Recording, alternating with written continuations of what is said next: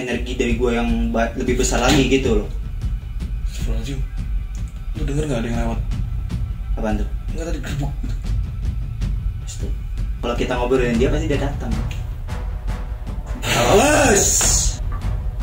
Banyak banget. Tahu nih. Terus. Aduh, telinga gue. Nih, soalnya nih tadi ini ada yang bisik-bisik gue mulu nih.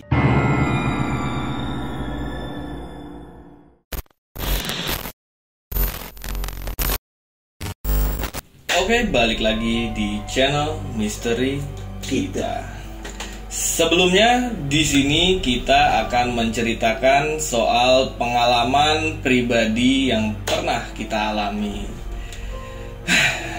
Sebelum kalian dengar ceritanya seperti apa, buat kalian yang baru mampir ke sini, jangan lupa di subscribe dulu channel ini karena cerita ini perdana nih kalian dengar. Dan gue juga sendiri perdana ngedenger cerita ini dari Yuda. Sebenarnya ini pengalaman kita berdua ya. Iya, benar. Pengalaman kita berdua di tahun lalu. Tahun lalu di saat kita mendaki bukit. Ini bukit sih, bukan gunung ya. Karena gak terlalu besar lah ya. Cuman 800 meteran lah ya di atas permukaan laut. Gunung itu letaknya ada di Jonggol.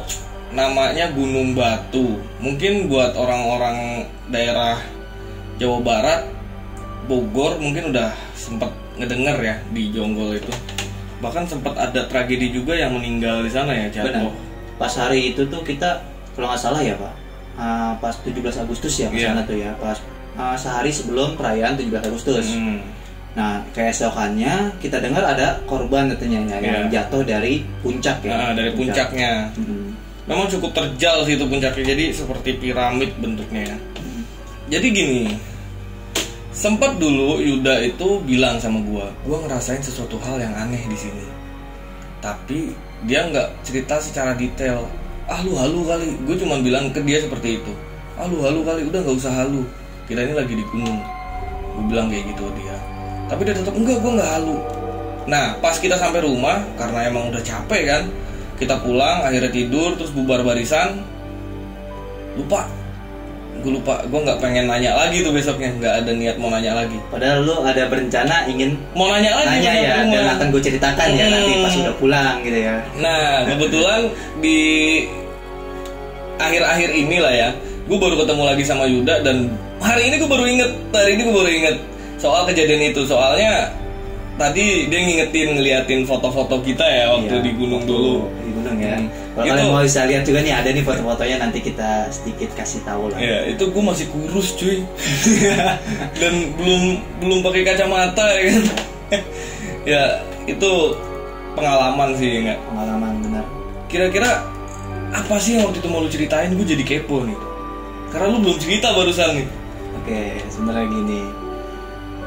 Sebenarnya gimana ya mau diceritain, cuma sebenarnya banyak halangan juga awalnya tuh yang kemarin. Kenapa lu dibikin tiba-tiba nggak ingat, padahal lu udah di motor kan boncengan sama gue ya, sempat boncengan, dan lu bilang, Yud jangan lupa lu nanti ceritain apa yang tadi lu rasain. Karena lu orangnya penasaran banget. Gue kepo orangnya. Orangnya si Satria ini penasaran banget, dan tiba-tiba lupa aja. Nah itu sebenarnya sih ada yang membuat kita lupa, dan sempat gue juga lupa di situ. Sampai gue nggak ingat bahwa gue tuh akan menceritakan sesuatu kepada lu. Yang pernah gue lihat ya sebagai seorang indigo itu, dari pandangan gue pribadi itu gue melihat banyak banget tuh interaksi yang ada di sana itu. Mulai kayak kerumunan, kayak ada juga orang-orang pakai baju orang yang budaya gitulah, baju-baju kuno gitu, baju adat gitu. Pas di perjalanan pun gue nggak tahu kenapa kok ngeliat di jalan raya ya, pas kita mau mencapai gunung tersebut itu banyak orang lagi jalan. Kan kita posisi jalan malam ya, karena kan emang pengen dapetin sunrise di pagi hari gitu, sambil nanti nyanyi 17 Agustus gitu kan. Itu di jalan tuh banyak orang kayak orang pakaian zaman dulu gitu, pakai kemben gitu, bawa guci, bawa obor. Itu ke arah gunung kan sana tuh, ke arah atas itu tuh. Aktivitas orang kayak manusia normal gitu atau gimana sih? Bukan, dia tuh kayak orang ya seperti layaknya manusia normal, cuman di zaman Di zaman dulu. Wah, di zaman lalu itu gua kok orangnya tuh banyak yang udah tua gitu, banyak yang udah kayak nenek-nenek, yang ada juga beberapa anak-anak kecil gitu. Dan itu dia ke arah gunung tersebut. Pas kita mulai naik kan gua udah bilang, saat ini kita harus berdoa dulu nih sebelum sampai atas ya. Oh iya, yang kita akhirnya berdoa bersama. di apa kayak tempat yang landai gitu untuk orang ngecamp itu. Kita berdoa bersama agar tidak terjadi suatu hal yang tidak diinginkan. Iya, di pos 1 itu. Karena kan ini kita walaupun gunungnya itu nggak terlalu besar, kita kan posisinya mau naik ke gunung yang tempatnya itu dikeramatkan juga. Karena kan lu tahu nggak tuh, yang kita pertama kali naik ada rumah ya. Iya. Rumah itu kan jadi bahan buat sesaji gitu loh, buat naruh-naruh sesaji. Oh iya, gue bilang itu rumah apa pos sih yang gue gituin? Nah, itu pos ya? Rumah. Ternyata itu gue lihat itu rumah. Kan di situ gue sempat nanya juga ke lu kan, itu kayak ada yang jaga. Jadi gue di situ ngeliat cuy. Jadi gini nih, gue di situ sempat ngeliat. Ingat nggak yang gue bilang ke lu? Jadi gue nanya ke dia, itu kayak ada yang jaga tuh di situ. Jadi gue pikir itu pos pendakian. Oh iya benar. Jadi karena di situ posisi gue kebelet kencing ya kan, gue pikir di pos pendakian biasanya kan ada WC-nya disediakan untuk buang air kecil kan, karena nggak sopan juga kalau kita buang air kecil sembarang tempat. Nah pas kata dia, mana? Enggak, itu rumah, kata dia gitu. Enggak, itu rumah, itu bukan pos katanya. Pos itu ada di atas lagi. Nah pas gue samperin, iya bener rumah. Akhirnya gue balik lagi. Awalnya gue mikir itu pos, dan pas gue samperin emang gak ada orang. Cuman gue sempet tuh ya diberitahu tuh sama ada tuh ya, yang ini sih sebenarnya emangnya ini antara gue pribadi aja gitu, dan gue nggak bilang ke lo. Ada yang memberitahu bahwa rumah itu tuh sarangnya dari koloni. Di situ kan tiap gunung pasti ada beberapa koloni ya, dan bisa dibilang takut datang sih gue ya. Ini kalau gue sebutin bentuknya takut datang gitu loh. Nah di situ tuh koloninya ya gue yang seorang genderuwo. Nah di rumah itu merinding gue. Merinding gue. Itu datang gak nih? Ya biasanya kalau yang diomongin sih biasanya datang lah. Cuman mereka paling cuma penasaran aja, kok gue udah omongin gitu. Kok ini pada ngegibah ngapain ngegibahin juga kan bulan Ramadan apa kayak gini. Sorry. Maaf. Ya gue ceritain aja ya, karena untuk mengulas lebih lanjut lagi itu di situ banyak banget, dari mulai bentuknya yang kecil sampai yang benar-benar besar, dan ada juga yang warnanya kayak putih gitu. Kayak lu tau gak sih Yeti itu? Oh Yeti itu skin PUBG. Bukan, yang aslinya. Ya pokoknya kayak gitulah. Itu banyak warna-warna yang aneh-aneh lah intinya. Ada yang mulai dari putih, warna abu-abu, pokoknya ada di dalam rumah itu. Karena yang gue lihat rumah itu tuh dijadikan sebagai bahan sesaji untuk orang-orang sekitar, katanya sih biar aman. Nah, ada yang memberitahu gua seperti itu. Berarti yang memegang area itu si koloni genderuwo ini? Bukan, itu masih bawah. Oh, belum kita ke atas itu lagi. Masih prajuritnya. Ibaratnya masih kalangan yang kelas menengah lah gitu. Penjaga pos lah ya. Penjaga pos, cuman ada banyak sih lumayan. Berarti yang gue lihat waktu itu gue bilang itu orang genderuwo dong. Bisa jadi.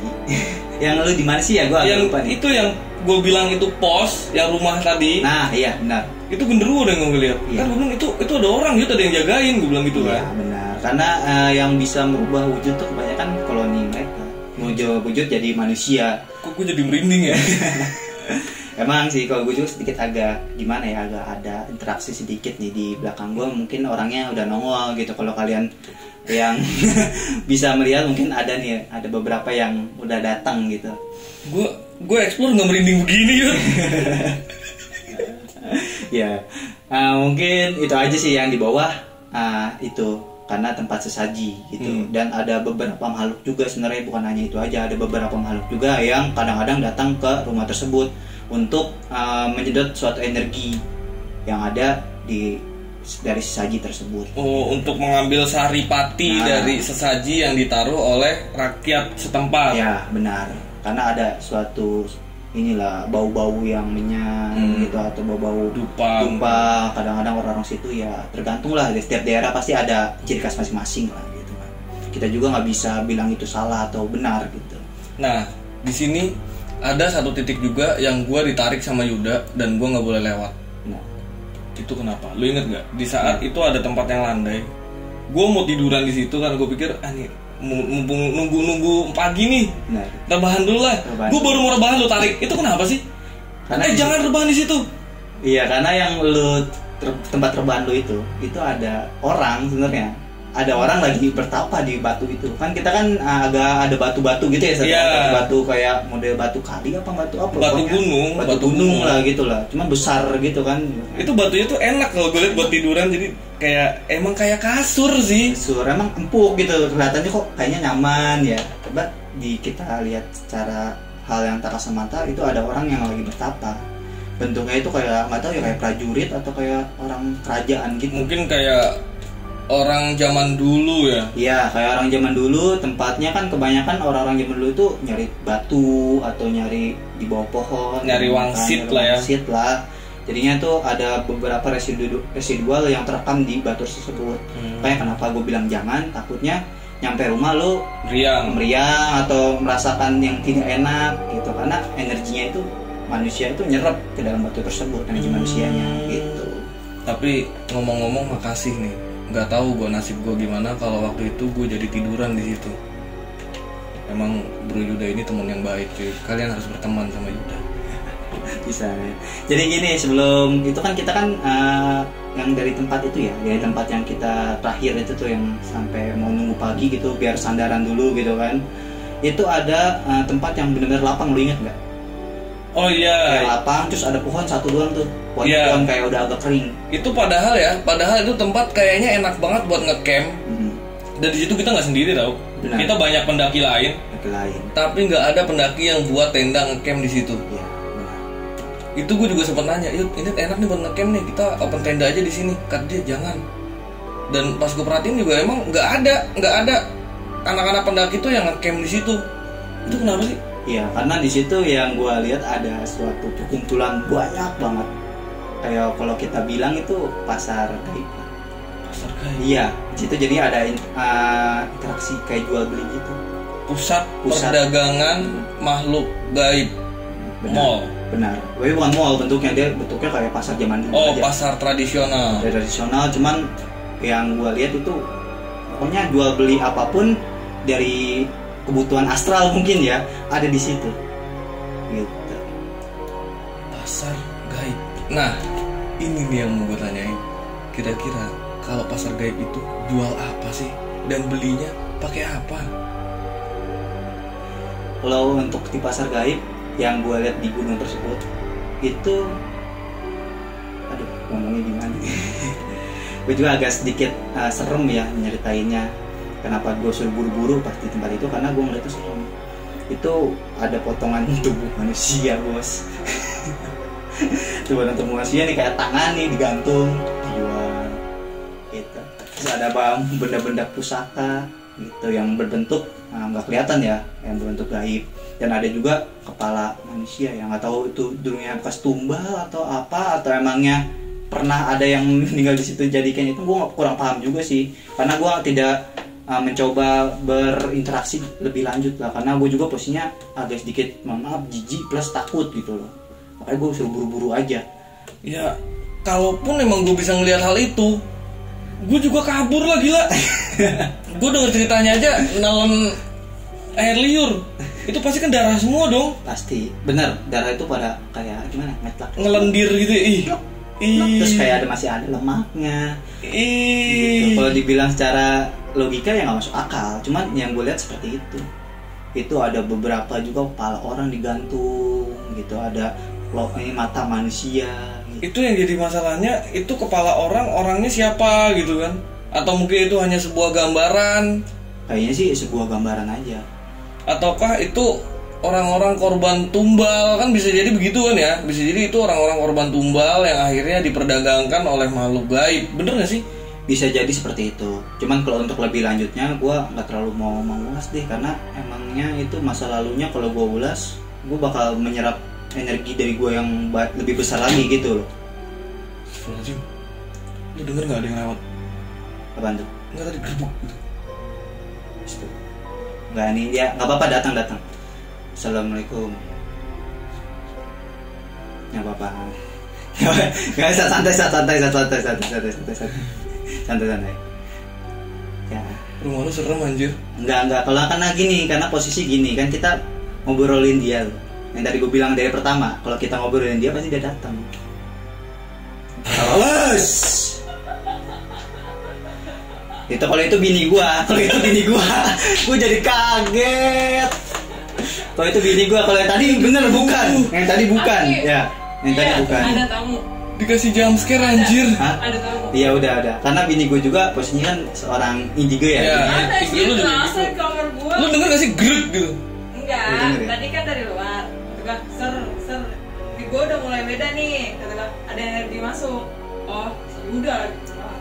Iya, karena posisi bini gua juga seorang indigo dan nanti mungkin next time gua akan bersama Satria dan bini gua juga gitu. Ini gue keringetan banget anjir.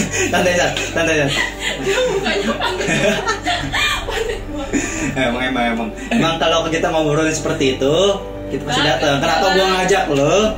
Gitu, karena biar ada gue juga ada yang nemenin. Jadi nggak loncat sendiri. Karena gue juga kadang-kadang lihat yang seperti itu kaget gitu. Tapi hawanya udah beda. Hawanya udah beda. Sih kalau lu ngerasain di sini sih hawanya gerak banget ya. Gue keringetan tuh. Keringetan ya. Padahal ada AC tuh. Oke, langsung lanjut. Ya. Aduh, gue jadi gagal fokus. Apa lanjut. Tadi nyampe mana? Jadi nyampe yang apa aja yang dijual gitu. Apa aja yang dijual? Nah, belinya pakai apa? Gue panik, ngeteh dulu. Santai. Gini, untuk yang belinya itu biasanya mereka tuh menggunakan kayak tukar menggunakan apa ya, atau bisa jadi buhur gitu, atau dupa gitu yang kesukaan mereka aja, entah darah. Tapi itu dari kalangan mereka ya. Tapi kalau dari kalangan kita, misalnya kita itu ahli spiritual, mohon maaf lah bisa dibilang dukun gitu loh, atau yang ilmu hitam gitu biasanya. Itu mereka menukarnya dengan darah. Berarti kita sebagai manusia juga bisa belanja di pasar goib. Bisa, kalau emangnya kalian bisa berinteraksi langsung, itu kalian bisa belanja di sana. Cuman hanya orang-orang tertentu aja yang bisa langsung berinteraksi ke pasar goib gitu. Kalau gua sih hanya sekedar melihat, dan gua tidak akan mau berinteraksi karena nanti urusannya ribet deh. Nanti urusannya ribet. Kira-kira boleh nggak kasih saran buat teman-teman semua? Siapa tahu teman-teman di sini ada yang mau belanja di pasar gaib, linknya taruh di sini. Linknya ada di toko online. Toko online gaib. Ini gue sedikit ngebanyol karena hawanya udah beda, jadi gue harus ngedistract pikiran gue supaya gue nggak tersugesti dengan apa yang terjadi di sini gitu. Iya, nggak apa-apa. Itu sebenarnya trik sih, di saat kebetulan gue juga suka explore ke tempat-tempat yang serem ya, tempat-tempat yang mistis. Tapi di sini kenapa gue ngerasa merinding parah di saat gue explore itu nggak sebegininya gitu. Ya beda ya. Emang kampret nih si Yuda ini. Kan gini posisinya, kalau kita obrolin sekali lagi nih ya, kalau kita obrolin mereka pasti mereka datang. Gitu aja. Kayaknya kalau setiap kita bercerita atau misalnya kita itu berbicara tentang hal-hal tersebut yang kiranya itu tak kasat mata, pasti ada 1-2 lah yang mau untuk mewakilkan mereka terus lapor lagi ke sana gitu loh. Mereka tuh ngomongin apa atau apa gitulah, pasti ada beberapa. Kayak kadang-kadang gue juga kenapa gue nggak berani sendiri, karena gue tuh kalau misalnya cerita yang horor gitu, itu pasti ditemenin sama mereka gitu. Kadang-kadang gue sugesti sendiri, gue kadang-kadang nggak bisa tidur, mereka tuh kadang-kadang minta tolong untuk dibebasin. Tuh makanya kenapa gue ngajak lu sebagai host di misteri kita. Jadi dia ngajak gua itu cuman buat tameng atau buat tumbal. Ternyata niat dia jahat cuy. Nyesel gua temenan sama Yuda. Enggak. Gak apa-apa sih. Tadi ini aja lewat aja sih. Ada beberapa yang sekelebatan aja. Mungkin bini gue juga tadi ngerasain yang kayak dia langsung ke kamar studio kita ini. Langsung ngedobrak pintu. Takut ya. Karena dia pasti ada yang rasain lah, ada yang nemenin dia di sana. Apalagi bini lu lagi ngisi kan. Ngisi juga, makanya kenapa gua nggak berani sendiri, itu sih alasan gua gitu aja. Jadinya itu masih yang di pasar gaib ya. Nanti kita ke atas lagi nih, Sa. Kemarin kan kita kan udah lewat tuh ya, pasar gaib kan kita langsung bersandar tuh ya. Di puncak, di sebelum puncak ada satu pohon. Ada satu pohon, kita di situ bersandar lah gitu. Dan gue lihat itu pohon itu usianya udah lebih dari ratusan tahun. Cuman lu lihat ya pohonnya itu masih nggak terlalu besar kan? Iya, masih boncel lah gitu. Boncel gitu kan. Cuman itu yang gua rasakan itu energinya udah ratusan tahun. Dan itu pohon banyak merekam kejadian-kejadian yang kira-kiranya itu pernah dialami di situ. Yang gua retrokondisi itu kejadian mulai dari dulu tuh pernah ada acara adat di sana, pernah dijadikan juga ingin dijadikan perumahan kalau nggak salah. Cuman itu ada beberapa interaksi yang gagal lah gitu, yang itu gagal gitu. Yang sempat kita dengar dari warga juga itu alang-alangnya udah dibakarin. Udah dibakar, tapi tetap aja kan tumbuhnya dengan cepat gitu, nggak ada seminggu katanya udah tumbuh hijau lagi kayak normal kembali. Nah itu sempat mau dijadikan katanya tempat wisata umum gitu loh ya, sampai mau dijadikan jalan setapak gitu kan. Sampai sekarang itu gunung belum sempat dijadikan tempat tersebut gitu loh, intinya apapun yang mereka rencanakan itu tidak pernah terrealisasi. Benar, itu di sana emang kalau di gunung itu pokoknya riskan banget lah. Kalau lo tuh mau ngapa-ngapain, intinya harus izin dulu, atau kalau nggak izin lo harus minta. Kalau lo indigo ya, kalau lo seorang indigo itu lo harus minta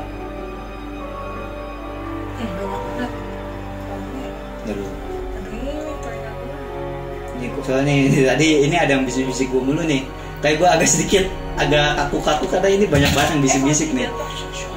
Bukan lo beda sama halo.